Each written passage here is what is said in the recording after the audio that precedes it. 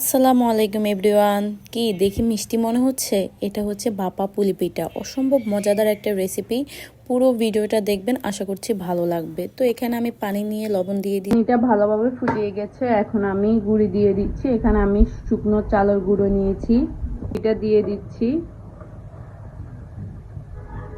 তো শুকনো চালের গুঁড়া, তাই ভালো মতো বয়েল করতে হবে। ভালো মতো বয়েল করে নিচ্ছি ঢাকনা দিয়ে।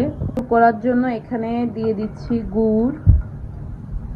খেজুরের গুড়টা নেবেন, তাহলে টেস্টটা ভালো আসবে। নারকেল, তারপর লো হিটে নারকেল আর গুড়টা ভালোভাবে মিশিয়ে নেবেন। গুড় থেকে পানি বের হয়ে আসছে। এই তো লো হিটে গুড়টা গলানো পর্যন্ত আমি চুলায় রাখবো।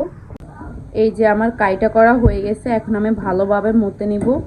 গরম থাকা অবস্থায় মরতে হবে, কারণ এটা চালের গুঁড়া।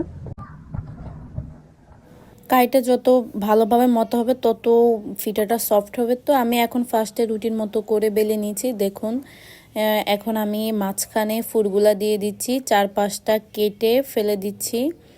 এই যে দেখুন, এভাবে আমি রোলের মতো করে হোল্ড করে নিচ্ছি। তারপর আমি এই যে সেমভাবে আরেকটাও তৈরি করছি। দেখুন, এই সাইডটাতে একটু পানি দিয়ে দিচ্ছি যাতে ভালো মতে ছুটে না যায়। এই দেখুন, এভাবে চেপে চেপে একটু আপনারা এটা এভাবে এই দেখুন, মুখটা ঠিক এই সাইড দিয়ে এভাবে ইয়া করে দিবেন। তারপর এই যে দেখুন, আমার এই যে পিঠাটা বানানো হয়ে গেছে। এবার আমি এগুলো স্টিম করে নিচ্ছি, একটা একটা করে দিয়ে দিচ্ছি। এই যে দেখুন, তারপরে এই যে স্টিম হয়ে গেছে। এখন গরম অবস্থা আপনারা এটা কাটতে যাবেন না, তাহলে ভেঙে যাবে। ঠান্ডা হলে তারপর এভাবে ছুরি দিয়ে সুন্দর করে কেটে নেবেন। এই যে দেখুন, আমি কেটে নিচ্ছি একটা একটা করে। এই তো আমার কাটা হয়ে গেছে। এবার আমি সুন্দর করে এটা পরিবেশন করে দিচ্ছি। দেখুন, অনেক সুন্দর একটা ডেজার্ট, অনেক মজাদার। আশা করছি ভিডিওটা ভালো লাগছে। আল্লাহ হাফেজ।